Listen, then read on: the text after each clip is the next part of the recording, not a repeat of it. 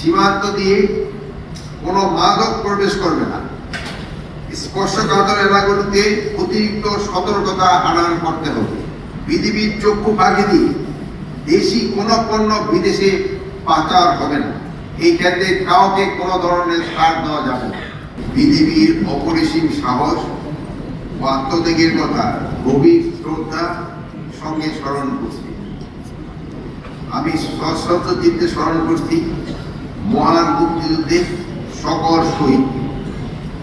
একই সাথে আমি গভীর শ্রদ্ধা ও কৃতজ্ঞতার সাথে স্মরণ করছি জুলাই আগস্ট গণঅভ্যুত্থানে আত্মোৎসর্গকারী সকল শহীদ, যাদের আত্মদানে উন্মোচিত হয়েছে শোষণ ও বৈষম্যহীন দেশ গড়ার নূতন পথ।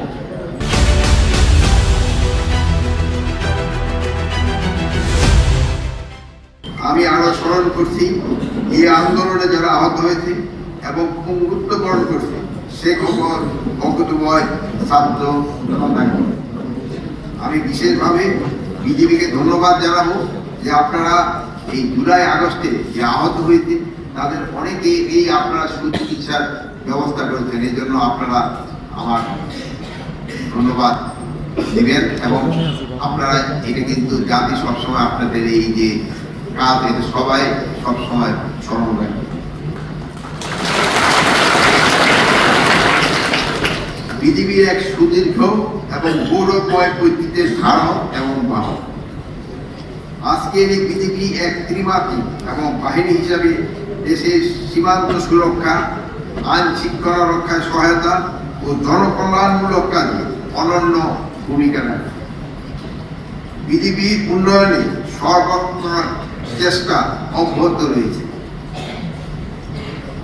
প্রিয় সহকর্মীবৃন্দ, জাতীয় স্বার্থকে সমুন্নত রেখে সীমান্তে অতন্ত্র প্রহরীর ন্যায় অত্যন্ত ন্যায়নৌ পন্থা নিষ্ঠার সাথে দায়িত্ব পালন করতে হবে।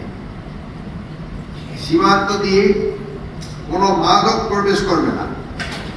স্পর্শকাতর এলাকাগুলিতে অতিরিক্ত সতর্কতা আনয়ন করতে হবে। সীমান্ত দিয়েও অবৈধ পথে বিধিবির চক্ষু ফাঁকি দিয়ে দেশি কোনো পণ্য বিদেশে পাচার হবে না।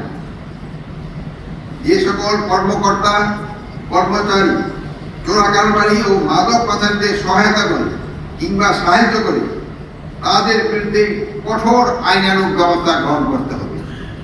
এই ক্ষেত্রে কাউকে কোনো ধরনের ছাড় দেওয়া যাবে না।